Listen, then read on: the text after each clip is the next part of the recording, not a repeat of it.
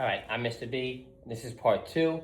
So this first one says graph this over the domain this.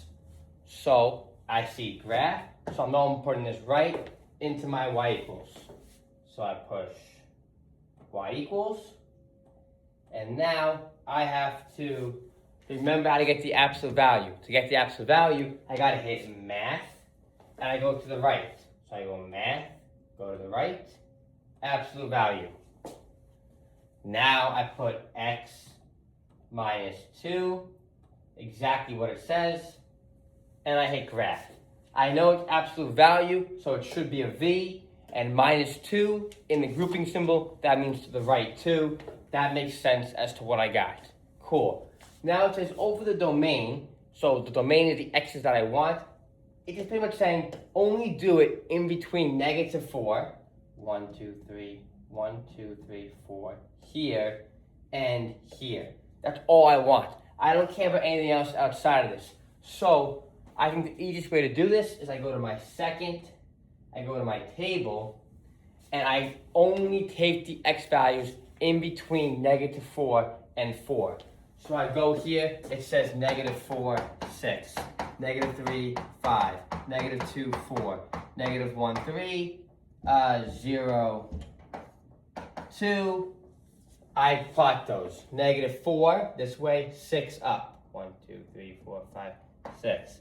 -3, 5 up. -2, 4 up. -3, well, I can't count. Sorry. 4, -4, 6. 1, 2, 3, 4, 5, 6.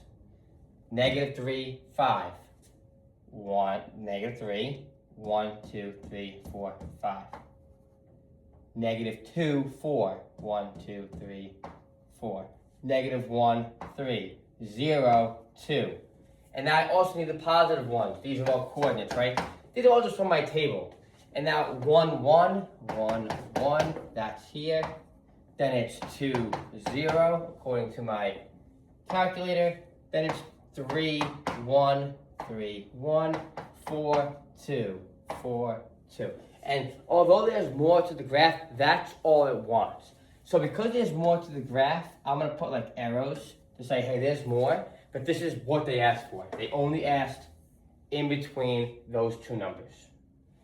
I should make this V a little better, but that's all it is.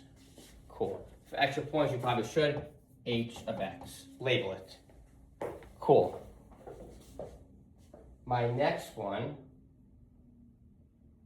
determine the 8th term of a geometric sequence.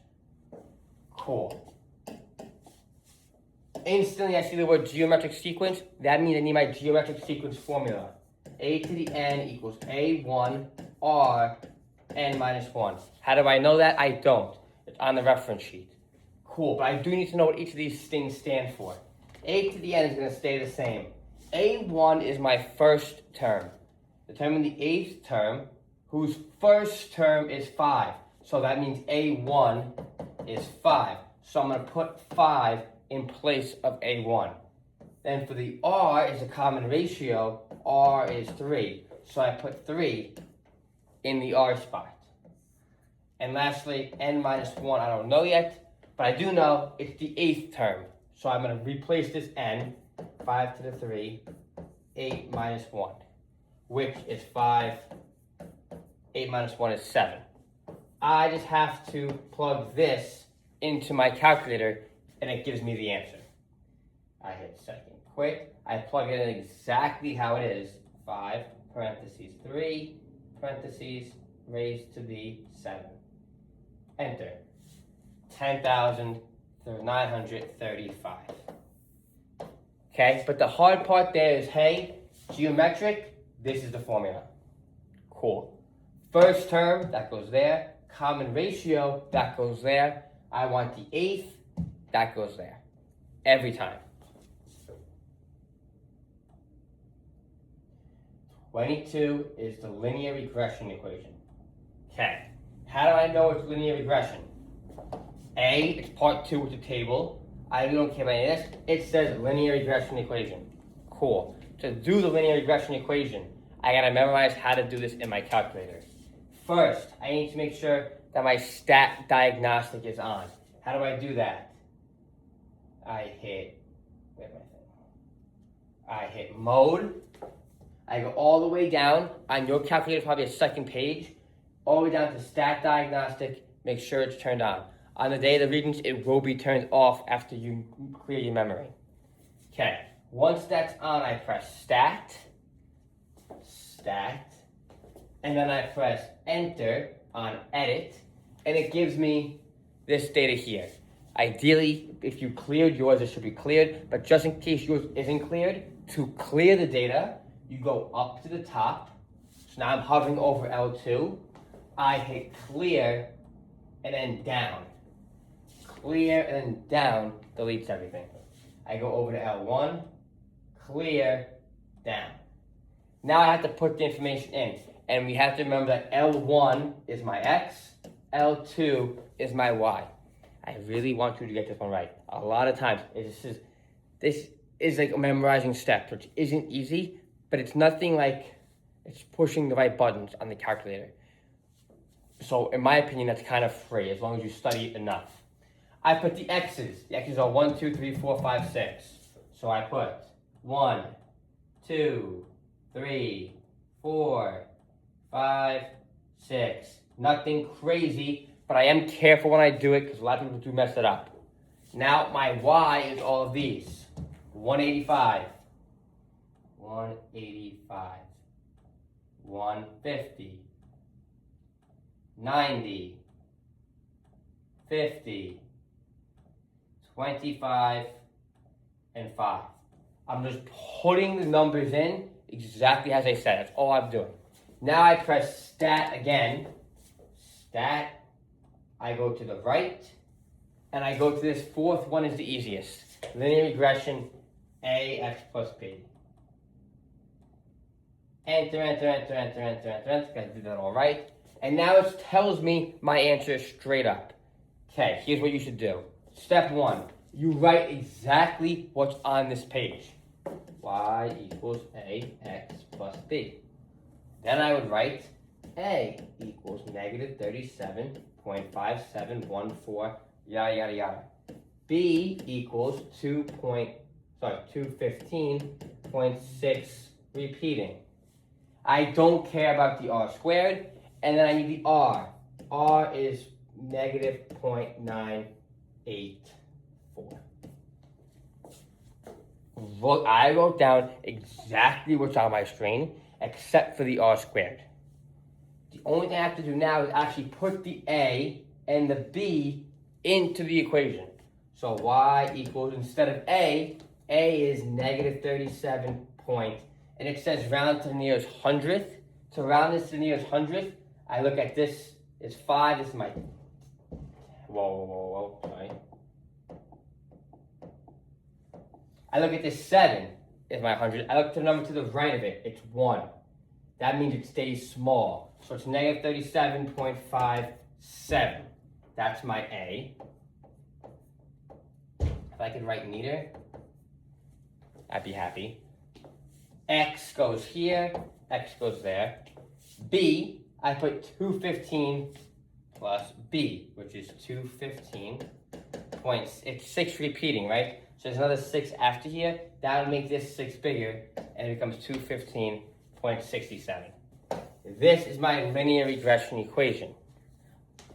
I don't know if I did that as clearly as I should have. All I'm trying to tell you, AX plus B is exactly what it says. And you just replace the A with what the A is. Replace the B with what the B is. Now I need the correlation coefficient, which is the R. I just have to say what this means. So, because it's negative, sorry. And since it's 0.9, it's strong. If it was 9, 8, or 7, it's strong. 1, 2, 3, weak. 4, 5, 6, moderate. So this one here, I would say weeks and dollars earned,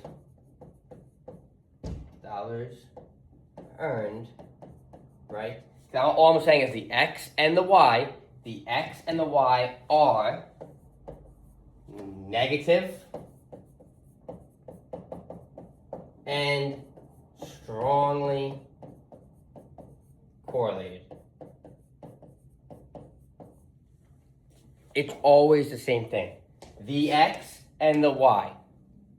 I just replace what the x and the y are. This one was weeks and dollars earned. The weeks and dollars earned are, mine was negative and strong. This will change, but the phrasing of the x and the y are, and just tell me if it's weak, positive, or moderate, positive or negative. Weak, strong, or moderate, positive or negative. Okay. 23 is determine the product of this. Product means multiply. I could either do the box method or I can double distribute. 3x plus 5, negative 2x squared plus 3x minus 3. If I want to do the box method, I would do a 2 by 3 box like this. If I personally like to double distribute better, so that's what I'm going to do. 3 times negative 2, that's negative 6x squared. 3 times 3x, that's positive 9x. 3 times negative 3, that's, whoa. Sorry, I'm going crazy today. 3x times negative 2x squared is negative 6x cubed. Why is it cubed? 1x, 2 x's. Combined to be 3. 3x times 3x plus 9x squared. 3x times negative 3 is negative 9x. Then I have to go with this one. 5 times all of these. 5 times negative 2. That's negative 10x squared. 5 times 3x, 15x. 5 times negative 3, negative 15. Now I combine like terms. This one doesn't have any like terms, it still stays though. 9 and negative 10 became negative 1x squared. 9 and 15 becomes 6x. And minus 15 stays minus 15. That's my final answer. Product of this double distribute or box is just multiplying, combining like terms. Okay, talk about 3 points. I know this question is going to be on there. Quadratic formula. X equals negative b plus or minus the square root. B squared minus 4ac all over 2a. I have to list my a, b, and c. A is this number here. B is this number here. C is that number there. A is 1. B is negative 6. C is 3. How do I know A is 1? There's no number there. That means it's 1. Now, plug it in.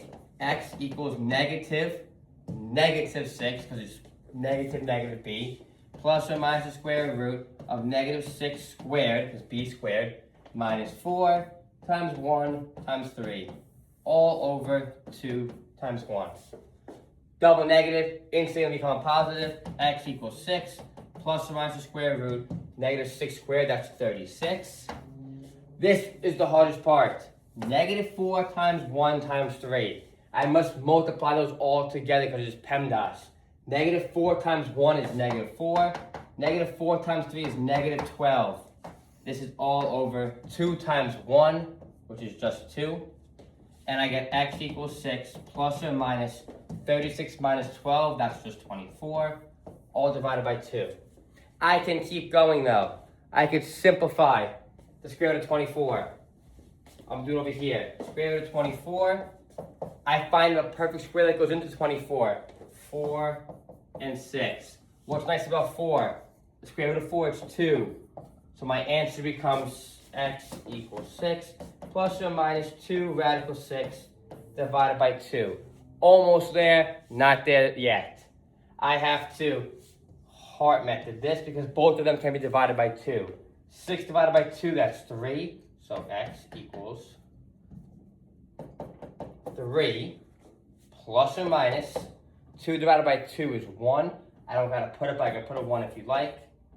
Radical 6. X equals 3 plus or minus radical 6. Cool. That's quadratic formula. Complete the square. Don't let them fool you with, if they ever say, leave it in this form, that's them almost making it easier for you. Complete the square. It tells me to complete the square, that's what I'm gonna do. X squared plus 14x minus 28 equals 0. To complete the square, step 1, take out this guy. Plus 28 plus 28. X squared plus 14x equals 28. Cool, I kicked out the number at the end. Now I gotta make a new friend. That new friend is b divided by 2 squared. What is my b? My b is 14. So it's 14 divided by 2 squared. What is 14 divided by 2? 7. What is 7 squared? 49. So I add 49 into this spot here. But I must also add 49 to this spot there. 28 plus 49, that's 77. And now the whole point of doing this is now I can factor this. What multiplies to 49 adds to 14. That's going to be x plus 7, x plus 7. Because 7 times 7, 49. 7 plus 7, 14. Instead of writing it twice, I combine them and square it. And normally, I'm not done. I can keep going and solve for x. But it only tells me to get to here. So that's all I'll do. And I'll get to there. And I'll take all the points for doing not the whole question. And I'll say thank you for making me only do half the question. Lastly, 26. Graph these inequalities on the axis below. I gotta graph both of these. Y is greater than or equal to negative 1/2 x minus 3. Okay, whenever I'm graphing inequality, I start here. So I start at negative 3. Start at the number at the end. Follow my slope, negative 1/2. I always think to the right, the negative makes me go down 1, right 2. Down 1, right 2, down 1, right 2, down 1, right 2, down 1, right 2. Now, it's greater than or equal to. So it's either going to be a solid or a dashed line. Since it's greater than or equal to, it's going to be a solid line like that. And since it's greater than, I'm going to shade above it. All of this area there is good. And lastly, I'll label it y greater than equal to negative 1/2x minus 3. I label it because it's best to label it. Don't give them any reason to take off points. Label it for them. Put the arrows, make them happy. The other next one is y minus 2x is less than 5. This one's not as friendly. I can't graph this one yet because my y is not by itself. How do I get this y by itself? There's a minus 2x next to it. How do I get rid of minus 2x? Plus 2x, plus 2x. If I do it to one side, I do it to the other. Y is less than. Can 5 and 2x combine? No. They just stand there next to each other. And I graph it the same way. Start at my y-intercept, put a big dot at 5, and I follow my slope, which is 2/1. Even though it doesn't tell me, it's technically 2/1. So I go up 2/1, up 2/1. And I run out of space by having 3 points, so I know where my line is going to be. The important part is it dashed or solid? It's going to be solid, because it's only less than. It's not less than or equal to. If there's a line underneath, solid, no line, dashed. So I know this one is dashed. So I do my best to dash it, make it obvious for them that it's dashed. Cool. Now it's less than, so it means below that line. So all of this below. Cool. And this is my answer as my graph. Unfortunately, I should have made it better. There's a question on the bottom I got to do. But I'm giving you 1 second to talk about this graph. This is the graph. I can't look at it in a second. But I know my answer is going to be any point here. I'm going to make my life easiest. I'm going to pick the point right here, which is the point 2, 1. That is a good point in my shaded area. Cool. It says, state the coordinates of a point that's in a solution. 2, 1. Justify your answer. The best way to justify your answer is to actually take this point and plug it back in. So, what that means is my original equation, y is greater than or equal to negative 1 over 2x, what was it, minus 3? I'm going to take this 2, put it into the x. Take this 1, put it into the y. I'm going to see if it's true. 1 is greater than or equal to negative 1 over 2 times 2 minus 3. Negative 1 over 2 times 2, I multiply the tops, right? So it's 1 is greater than or equal to, it's 2 over 1, so it's negative 2 over 2. Negative 2 over 2 is silly, that's just negative 1. Negative 1 minus 3, that's negative 4. Is 1 greater than negative 4? Yes. That means it's good. I justified it with this equation because 1 is greater than negative 4. When I plugged in the x, plugged in the y, solved it, it was true. I also have to do it for the other equation. The other equation was y minus 2x is less than 5. I hope that was the equation. I'm pretty sure it is. I take my 2, plug it into there, take my 1, plug it into there, and I get 1 minus 2 times 2 is less than 5. 1 minus 2 times 2 is 4, less than 5. What is 1 minus 4? That's negative 3. Negative 3 is less than 5. That's true. And therefore I know the choice that I picked, the coordinate that I picked, is justified in both of these equations. That's the best way to explain it. That's what they like to see. Hope that made sense.